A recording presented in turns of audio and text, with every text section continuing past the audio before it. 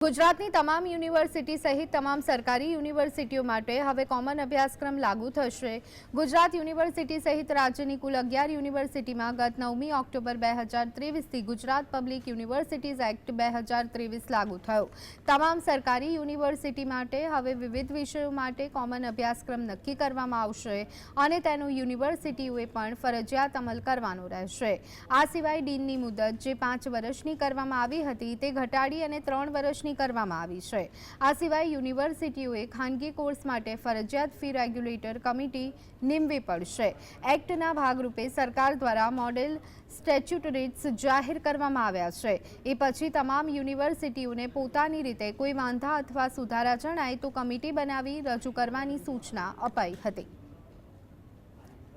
તમામ યુનિવર્સિટી જે છે એમનો કોમન એક્ટ છે, એમની પ્રોફેસરના ભરતી પ્રક્રિયાથી લઈને એડમિશન પ્રક્રિયા, જેથી કરીને વિદ્યાર્થીના દરેક યુનિવર્સિટીનો વિદ્યાર્થી દરેક યુનિવર્સિટીના કોમન એક્ટથી એક સરખી પ્રોસેસ રહે।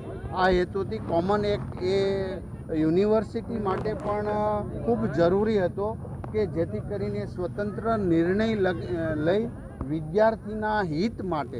અને એમાં તો એવું પણ છે કે જે 11 યુનિવર્સિટી છે એ યુનિવર્સિટી પોતે એફઆરસી કમિટી પણ નિયુક્ત કરી પ્રાઇવેટ કોલેજના ફી નિયમન કરવા સુધીના એક્ટની અંદર જોગવાઈ છે અને સ્ટેચ્યુટ જે મંજૂર કર્યા છે એનું ફાઇનલ નોટિફિકેશન આદરણીય ઋષિકેશભાઈ પટેલ સાહેબના માર્ગદર્શન નીચે એ સંપૂર્ણ પ્રક્રિયા પૂર્ણ કરવામાં આવી છે।